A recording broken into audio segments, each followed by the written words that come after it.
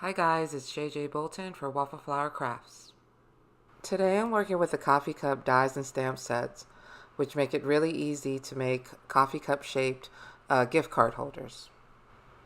So I'm going to start off with creating the outer piece, and I just need a piece of cardstock that is 9 inches by 4¼ inches, and I'm going to score it and fold it in half.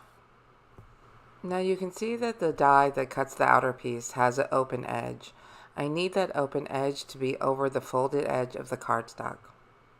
By folding the piece before you die cut it, it's already built into the piece and you don't have to worry about later about taping it up or gluing it together.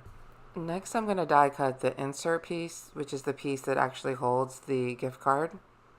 This is just cut from a single layer piece that measures 4¼ by 5½.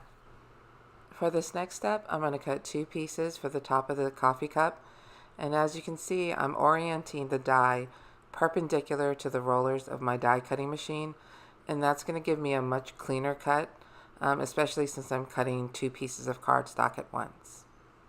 To assemble the bottom of the coffee cup, I'm going to fold over the tabs, and then I'm going to just snip off the 2 back tabs, which I don't need.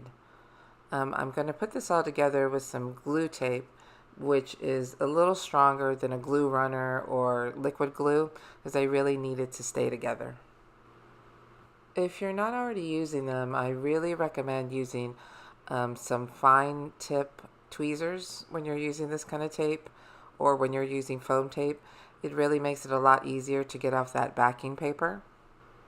Now I'm going to add those 2 accent pieces to the top of the insert cup, and I'm just going to use a glue runner for that. Now that the basic gift card holder is assembled, it's all ready to be dressed up with a little bit of stamping or embellishments. For this first sample, I used some stamps and one of the dies to embellish both the outside and the inside of the card. And for this next sample, I used some scrapbooking pattern paper. Thank you so much for watching the video, and here are some more examples of how to use the coffee cup dies and stamps. Bye-bye.